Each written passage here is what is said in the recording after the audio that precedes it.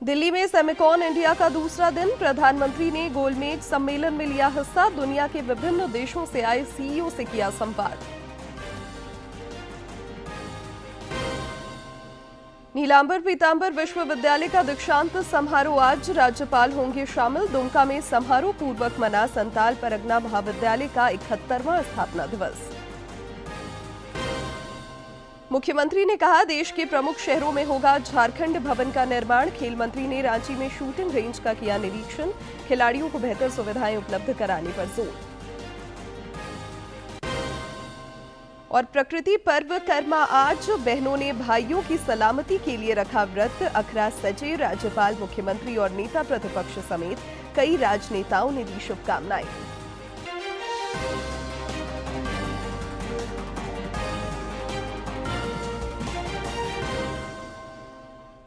नमस्कार, खबरें झारखंड में आपका स्वागत है। मैं हूं शिवानी कुमारी और अब समाचार विस्तार से। दिल्ली में चल रहे सेमिकॉन इंडिया का आज दूसरा दिन है। प्रधानमंत्री नरेंद्र मोदी ने आज सीईओ गोलमेज सम्मेलन में हिस्सा लिया। इस दौरान भारत को वैश्विक सेमीकंडक्टर हब बनाने पर मंथन हुआ। प्रधानमंत्री ने कल इस 3 दिवसीय सेमिकॉन इंडिया का उद्घाटन किया था।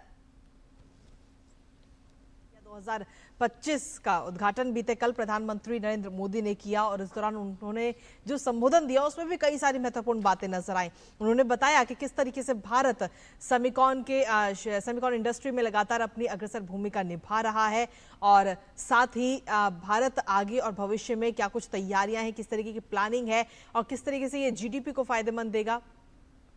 और ऐसे में अगर हम देखें तो भारत अग्रसर तो है ही और आत्मनिर्भर भारत भी बन रहा है, लेकिन साथ ही प्रधानमंत्री ने एक बात और कही कि अब सिर्फ आत्मनिर्भर भारत नहीं, मेक इन इंडिया नहीं बल्कि डिजाइन इन इंडिया भी नजर आए। क्योंकि जब छोटी सी चिप का जब निर्माण हो रहा है भारत के अंदर, क्योंकि अगर हम देखें तो जितने भी इलेक्ट्रॉनिक आइटम्स हैं, फिर चाहे हम मोबाइल फोन की बात करें, गाड़ियों की बात करें, टीवी की बात करें या कोई भी इलेक्ट्रॉनिक आइटम की जब हम बात करते हैं तो उसमें इस छोटी सी चिप का ही इस्तेमाल होता है। तो आगे आने वाले समय में सेमिकॉन इंडस्ट्री का पूरा हब भारत बनकर तैयार होगा, जो कि कहीं ना कहीं जो हमारा लक्ष्य है विकसित राष्ट्र का 2047 तक, उसको पूरा करने में अपनी अहम भूमिका भी निभाएगा। राज्यपाल संतोष कुमार गंगवार आज नीलांबर पीतांबर विश्वविद्यालय के तीसरे दीक्षांत समारोह में बतौर मुख्य अतिथि शामिल होंगे। विश्वविद्यालय के कुलपति डॉक्टर दिनेश कुमार सिंह ने बताया कि दीक्षांत समारोह में मंत्री राधाकृष्ण किशोर और सुदिव्य कुमार समेत अन्य गणमान्य लोग भी शिरकत करेंगे। इस दौरान 1200 से अधिक सफल विद्यार्थियों को डिग्रियां प्रदान की जाएंगी। उधर दुमका के संताल परगना महाविद्यालय का कल 71वां स्थापना दिवस समारोह पूर्वक मनाया गया। समारोह में मुख्य अतिथि के रूप में विधानसभा के अध्यक्ष रविंद्रनाथ महतो समेत अन्य गणमान्य लोग शामिल हुए। राज्य की उपराजधानी दुमका में वर्ष 1954 में स्थापित संताल परगना महाविद्यालय का 71वां स्थापना दिवस समारोह धूमधाम से मनाया गया। समारोह में मुख्य अतिथि के रूप में शामिल विधानसभा अध्यक्ष रविंद्रनाथ महतो ने कहा कि शिक्षा की प्रतिस्पर्धा के दौर में संताल परगना महाविद्यालय के छात्र छात्राएं आगे बढ़ रहे हैं। हमारे यहाँ युग के हिसाब से शिक्षा हो, आज कौन सा विषय हमारे विद्यार्थी अध्ययन करेंगे कि आने वाला समय में अपने आप को एक ऊंचे पायदान पर ले जाएंगे, उस विषय का भी ज्ञान हम लोगों को होना चाहिए। और मैं समझता हूँ यूनिवर्सिटी में बैठ करके, महाविद्यालय में बैठ करके ब्लूप्रिंट बना करके आप लोग चलिए, आप लोगों के साथ हम लोग खड़ा हो करके इस संताल परगना का लाल बाबा का ये जो सपना है इसको साकार करेंगे। समारोह के दौरान महाविद्यालय के विद्यार्थियों ने रंगारंग पारंपरिक प्रस्तुतियों से लोगों का मन मोहा।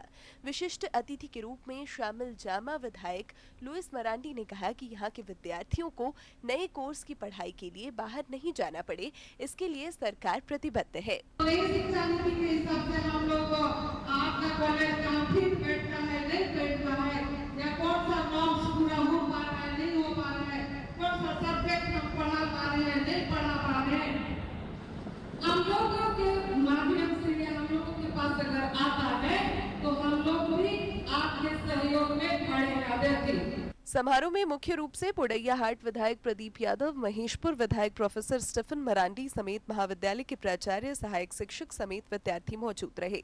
डीडी न्यूज के लिए दुमका से आर के नीरद की रिपोर्ट। राज्य कैबिनेट ने विस्थापन और पुनर्वास आयोग के गठन की नियमावली को मंजूरी प्रदान कर दी है। मुख्यमंत्री हेमंत सोरेन की अध्यक्षता में कल कैबिनेट की बैठक में इस आशय के प्रस्ताव पर सहमति बनी। आयोग में अध्यक्ष सहित 2 सदस्य होंगे। कैबिनेट की बैठक में विकास और जनहित से जुड़े कुल 66 प्रस्तावों पर मुहर लगी। मुख्यमंत्री ने बाद में पत्रकारों से बातचीत करते हुए विकास को नया आयाम देने की प्रतिबद्धता दोहराई। एक सवाल के जवाब में मुख्यमंत्री ने कहा कि राज्य के लोगों की सुविधा के लिए देश के प्रमुख शहरों में झारखंड भवन बनाया जाएगा।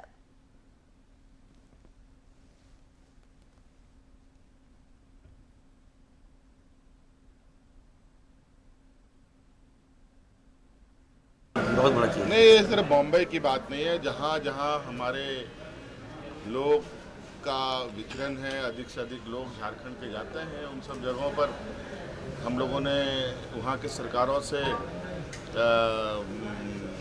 निवेदन किया है कि हमें वहाँ पर झारखंड भवन बनाने दिया जाए।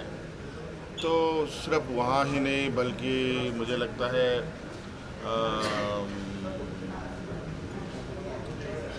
तेलंगाना में भी मुख्यमंत्री जी ने आश्वस्त किया है, वहाँ भी देंगे। और हमें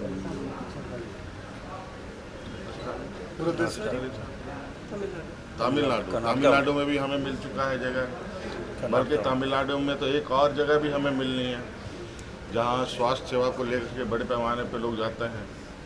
तो सब राज्य की जनता के लिए हम लोग वहाँ भी व्यवस्था कर रहे हैं। खेल मंत्री सुदिव्य कुमार ने खेल और खिलाड़ियों को बढ़ावा देने की प्रतिबद्धता दोहराई है। उन्होंने राज्य के खेलगांव स्थित शूटिंग रेंज का कल निरीक्षण किया। इस दौरान श्री कुमार ने विभागीय अधिकारियों और सीसीएल के प्रतिनिधियों को शूटिंग रेंज के अपग्रेडेशन कार्य को शीघ्र शुरू करने का निर्देश दिया। खेल मंत्री ने कहा कि झारखंड में शूटिंग खेल में अपार संभावनाएं हैं। सरकार खेल सुविधाओं के विस्तार के लिए सतत प्रयत्नशील है। भाजपा महिला मोर्चा ने पुलिस की कार्यशैली पर निशाना साधा है।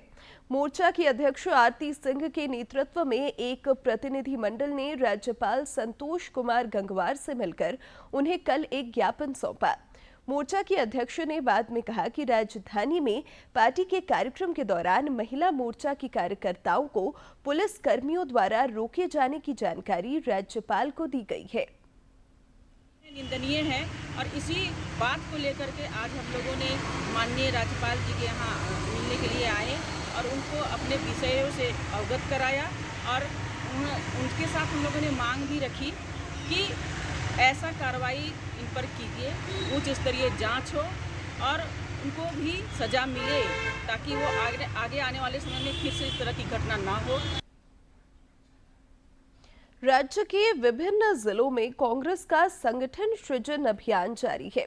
जिलाध्यक्ष के चयन को लेकर धनबाद में भी पर्यवेक्षक दिनेश गुज्जर की अध्यक्षता में बैठक हुई। इस दौरान पार्टी के कई नेता मौजूद रहे।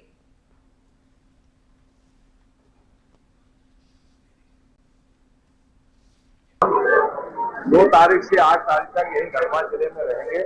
यहाँ सामाजिक लोगों से, राजनीतिक लोगों से, जनप्रतिनिधियों से, जिला कांग्रेस के लोगों से, मंडल के अध्यक्षों से और भी हमारे जो प्रखंड अध्यक्ष हैं उनसे, मुखियाओं से, कई जो भी हमसे मिलना चाहेंगे और हमको भी जो हमारे माध्यम होंगे उनके जरिए से हम उनके पास भी जाएंगे, चर्चा करेंगे कि धनबाद को जिला कांग्रेस अध्यक्ष ऐसा होना चाहिए जो धनबाद की लड़ाई लड़ सके, कांग्रेस को मजबूत कर सके, सब कांग्रेस परिवार को लेकर साथ चल सके। घाटशिला विधानसभा उपचुनाव को लेकर प्रशासनिक तैयारियां जोरों पर हैं। इस सिलसिले में मतदाता सूची के प्रारूप का प्रकाशन कर दिया गया है। राज्य के मुख्य निर्वाचन पदाधिकारी के रवि कुमार ने विधानसभा क्षेत्र के मतदाताओं से सूची में अपना नाम जांचने का आग्रह किया है। श्री कुमार ने बताया कि 1200 से अधिक मतदाताओं वाले मतदान केंद्रों का युक्तिकरण किया गया है, जिसके बाद घाटशिला विधानसभा क्षेत्र में मतदान केंद्रों की संख्या बढ़कर 300 हो गई है। योग नागरिक से मेरा अनुरोध है, अपने नाम अभी तक दर्ज किए दर्ज कर लें, अपने नाम का भी एक बार वेरीफाई कर लें, अपने परिवार का नाम का वेरीफाई कर लें, ताकि सब अपने आने वाला विधानसभा चुनाव में बाई इलेक्शन में अपने भागीदारी सुनिश्चित किया सकते हैं। वह उसी सभी पोलिंग स्टेशन का वो रैशनलाइजेशन भी कंप्लीट हो चुका है। अभी इसमें थोड़ा सा बूथ संख्या बढ़ा के अभी 300 बूथ होगा। सभी बूथ का पोलिंग स्टेशन का भी वेरिफिकेशन किया चुका है। उसमें भी किसी का भी कुछ ऑब्जेक्शन होगा मतलब वो भी दे सकते हैं। ये भी रैशनलाइजेशन का पहले संबंधित सभी प्रक्रिया है, सभी पॉलिटिकल पार्टी से डिस्कशन सब कुछ ERO लेवल पर, DO लेवल पर हो चुका है। उसी आधार पर वो क्या हुआ उसमें। केंद्रीय वित्त मंत्री निर्मला सीतारमण की अध्यक्षता में आज से GST परिषद की 2 दिवसीय बैठक शुरू हुई। बैठक में अगली पीढ़ी के GST सुधारों पर विचार विमर्श होने की संभावना है। ये GST सुधार कर प्रक्रियाओं को और सरल बनाएंगे और विशेष रूप से छोटे व्यवसायों के लिए अनुपालन बोझ को कम करेंगे और इससे छोटे व्यवसायों की बढ़ोतरी में मदद मिलेगी। और इससे पहले केंद्र सरकार ने प्रारंभिक समीक्षा के लिए विभिन्न राज्यों के मंत्रियों के एक समूह के साथ प्रस्तावित सुधार का एक खाका साझा किया था। GOM ने कर दरों को कम करने के केंद्र के प्रस्ताव पर सहमति जताई। अब काउंसिल इन सिफारिशों पर विचार करेगी। प्रस्तावित सुधारों में मौजूदा 12% और 28% के कर स्लैब को हटाकर केवल 5% और 18% की 2 कर दरें रखना प्रमुख है और इसके अलावा कुछ चुनिंदा वस्तुओं पर 40% की विशेष दर से कर लगाया जाएगा। कर स्लैब की कटौती और इसके चलते कीमतों में होने वाली कमी से उपभोक्ताओं को राहत की उम्मीद है और ये कर सुधार दिवाली से पहले अक्टूबर में लागू होने की संभावना है। धनबाद के चिरकुंडा थाना क्षेत्र से 4 साइबर अपराधी गिरफ्तार किए गए हैं। साइबर सेल के DSP संजीव कुमार ने बताया कि ये लोग संगठित रूप से काफी लंबे समय से साइबर अपराध की घटनाओं को अंजाम दे रहे थे। इन अपराधियों के पास से मोबाइल और टैब समेत अन्य चीजें बरामद की गई हैं।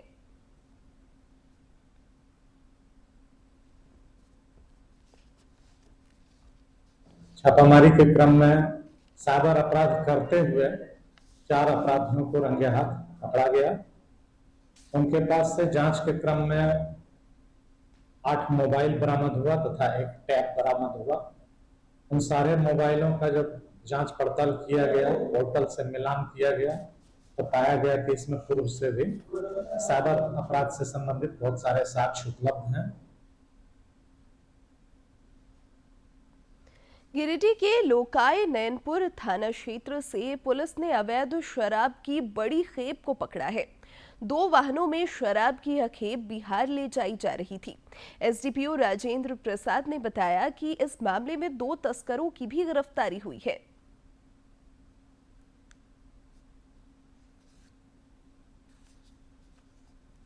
प्राप्त सूचना के आधार पर पूरी टीम ऐसे त्वरित कार्रवाई करते हुए छापामारी दल का गठन के साथ रोड में थाना के सामने चेकिंग लगाया गया। सुरक्षा बलों के पराक्रम की वजह से देश में नक्सलवाद अब अंतिम सांसें गिन रहा है। केंद्रीय गृह मंत्री अमित शाह ने करेगट्टू गुट्टा पहाड़ी पर ऑपरेशन ब्लैक को सफलतापूर्वक अंजाम देने वाले सुरक्षा बलों और छत्तीसगढ़ पुलिस के जवानों से मुलाकात कर उन्हें सम्मानित किया। कर्रे गुट्टालू पहाड़ी पर ऑपरेशन ब्लैक फॉरेस्ट को सफलतापूर्वक अंजाम देने वाले CRPF, छत्तीसगढ़ पुलिस, DRG और कोबरा के उन जवानों से भेंट की और उन्हें सम्मानित किया है। इस अवसर पर छत्तीसगढ़ के मुख्यमंत्री विष्णुदेव साय और उप मुख्यमंत्री विजय शर्मा भी उपस्थित रहे। ऑपरेशन ब्लैक फॉरेस्ट करने वाले इन जवानों से मुलाकात की है। CRPF, छत्तीसगढ़ पुलिस, DRG और कोबरा के उन जवानों से भेंट की है जिन्होंने ऑपरेशन ब्लैक फॉरेस्ट को सफलतापूर्वक अंजाम दिया है। राजधानी रांची समेत राज्य भर में आज प्रकृति पर्व कर्मा मनाया जा रहा है। पूजा अर्चना को लेकर विभिन्न मौजा के अखरों को आकर्षक तरीके से सजाया गया है। बहनें आज अपने भाइयों की सलामती के लिए व्रत रख रही हैं। राजधानी में भी करम पर्व की छटा देखते ही बन रही है।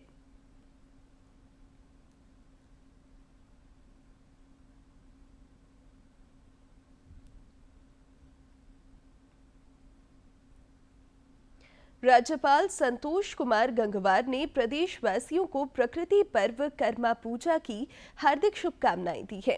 उन्होंने अपने संदेश में कहा कि यह लोक पर्व भाई बहन के स्नेह के साथ ही प्रकृति के संरक्षण और पर्यावरण संतुलन का भी संदेश देता है।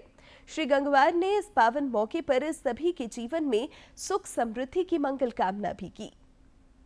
मुख्यमंत्री हेमंत सोरेन ने भी बधाई और शुभकामनाएं दी हैं। उन्होंने एक सोशल मीडिया पोस्ट में कहा कि करम पर्व हमारी समृद्ध संस्कृति, सभ्यता और जीवन शैली का प्रतीक है।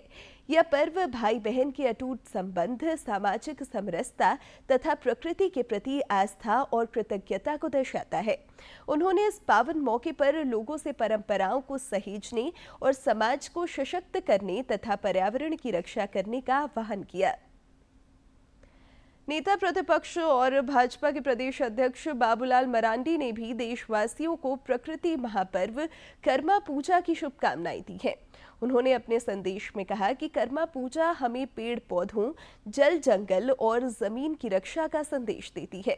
यह पर्व आदिवासी समाज की संस्कृति, परंपरा और प्रकृति के प्रति गहरे जुड़ाव का प्रतीक भी है। केंद्रीय मंत्री अन्नपूर्णा देवी और केंद्रीय राज्य मंत्री संजय सेठ ने भी सभी देशवासियों को करम पूजा की हार्दिक शुभकामनाएं दी है। उन्होंने इस अवसर पर सुख समृद्धि की मंगल कामना भी की।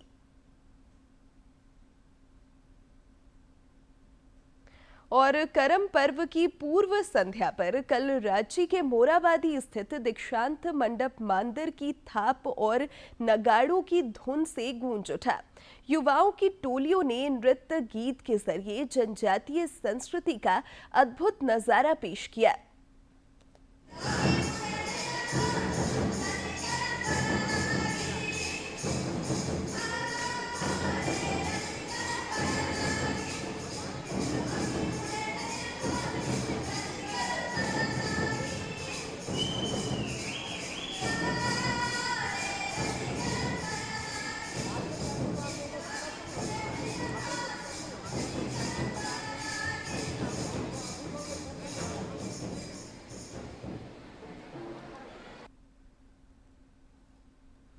राज्य के अन्य जिलों में भी परंपरागत तरीके से प्रकृति पर्व कर्मा का आयोजन हो रहा है।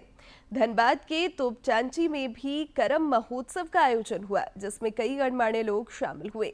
कर्मा गीतों की गूंज पर लड़कियों ने अद्भुत सांस्कृतिक समा बांधा।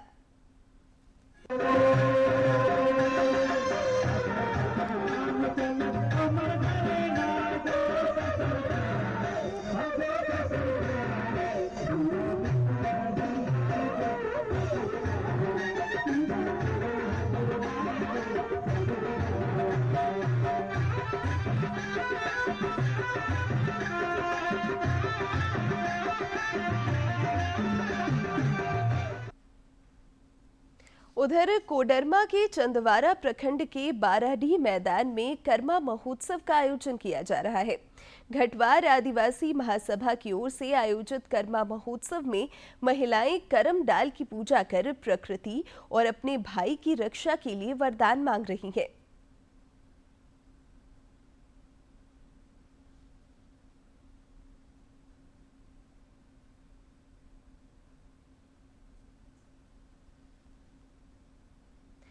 पर्व त्योहारों के मद्देनजर राज्य भर में सुरक्षा व्यवस्था बढ़ा दी गई है।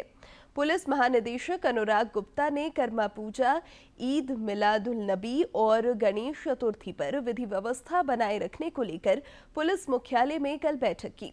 इस दौरान डीजीपी ने संवेदनशील स्थानों में अतिरिक्त जवानों की तैनाती, सीसीटीवी लगाने समेत विधि व्यवस्था बनाए रखने के लिए कई दिशा निर्देश दिए।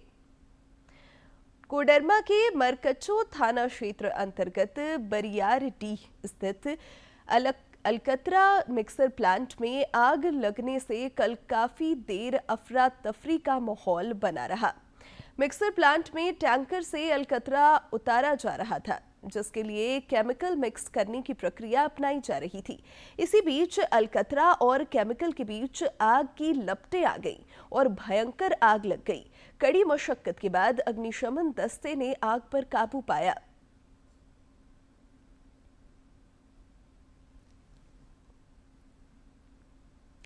केंद्र सरकार की महत्वाकांक्षी योजनाओं में जनजातीय क्षेत्रों में संचालित एकलव्य आदर्श आवासीय विद्यालय भी है। खूंटी जिले में संचालित इस विद्यालय में पढ़ने वाले विद्यार्थियों को सभी मूलभूत सुविधाएं निःशुल्क उपलब्ध कराई जाती हैं और एजुकेशन किट भी मुहैया कराया जाता है।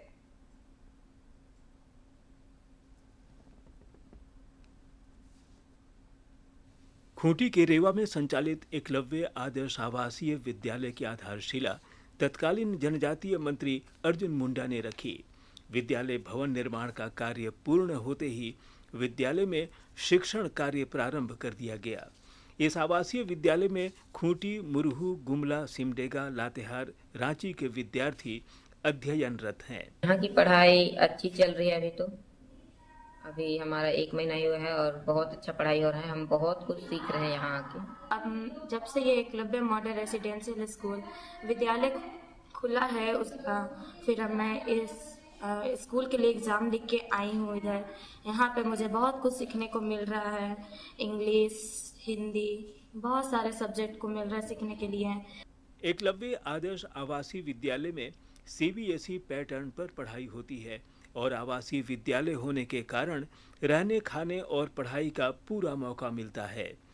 प्रधानाध्यापक और शिक्षक ने बताया कि यहाँ के बच्चे मेहनती हैं और विषयों को समझने में दिलचस्पी रखते हैं। यहाँ पर बच्चों को सारी तरीके की शिक्षा दी जाती है। कौशल विकास की शिक्षा हो गई, और जो क्योंकि ये सीबीएसई बोर्ड इसलिए यहाँ पे मोस्टली सारी चीज़ें इंग्लिश में होती हैं। तो अभी सारे बच्चे, क्योंकि सरकारी विद्यालयों से आए हैं जहाँ पर हिंदी में सारे कार्य होते थे, अब यहाँ पे हमें इंग्लिश में सारी चीज़ें बतानी है, तो हमें उन्हें सारे बेसिक्स उन्हें समझाने पड़ रहे हैं। और बच्चे अच्छे हैं, वो जल्दी पिकअप कर रहे हैं। केंद्र सरकार के जनजातीय कार्य मंत्रालय की ओर से संचालित एकलव्य आदर्श आवासीय विद्यालय के संचालन से क्षेत्र के आदिवासी और जनजाति बच्चों का भविष्य उज्जवल बन रहा है। पूर्व सांसद प्रतिनिधि मनोज कुमार ने कहा कि स्कूली बच्चों को विभिन्न तरह के खेलों का भी प्रशिक्षण दिया जा रहा है। स्पष्ट है कि इसमें जनजाति बहुल क्षेत्र के बच्चे बच्चियां प्रत्येक ब्लॉक में, जैसे एक स्कूल में 480 बच्चे एक साथ अध्ययनरत रहेंगे और ये निःशुल्क, पूर्ण रूप से निःशुल्क केंद्र सरकार के अधीन है। और इसमें जूता से लेके, किताब कॉपी से लेके, स्कूल का जो ड्रेस होता है, सारी सुविधा।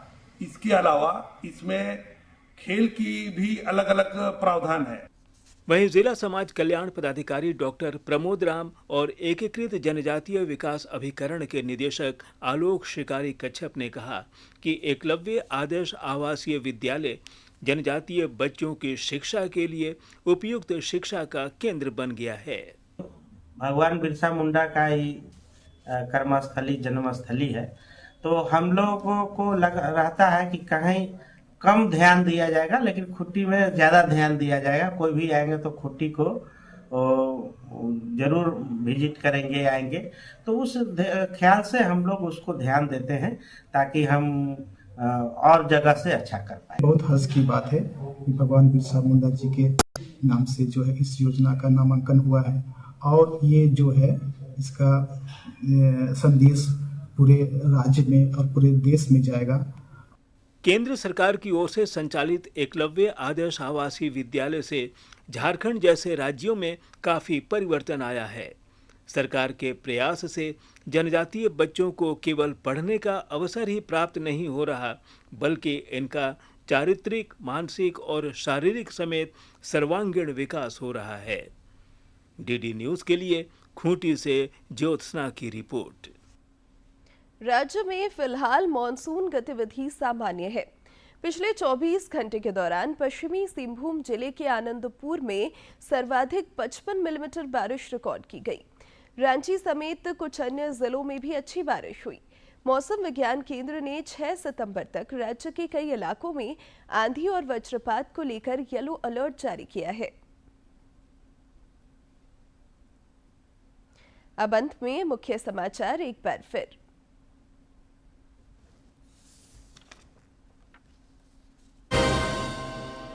दिल्ली में सेमिकॉन इंडिया का दूसरा दिन, प्रधानमंत्री ने गोलमेज सम्मेलन में लिया हिस्सा। दुनिया के विभिन्न देशों से आए सीईओ से किया संवाद।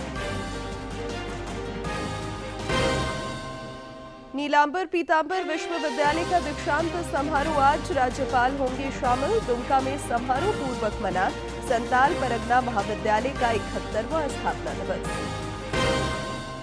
मुख्यमंत्री ने कहा, देश के प्रमुख शहरों में होगा झारखंड भवन का निर्माण। खेल मंत्री ने रांची में शूटिंग रेंज का किया निरीक्षण। खिलाड़ियों को बेहतर सुविधाएं उपलब्ध कराने पर जोर। और प्रकृति पर्व कर्मा आज, बहनों ने भाइयों की सलामती के लिए रखा व्रत। अखरा सजे, राज्यपाल, मुख्यमंत्री और नेता प्रतिपक्ष समेत कई राजनेताओं ने दी शुभकामनाएं।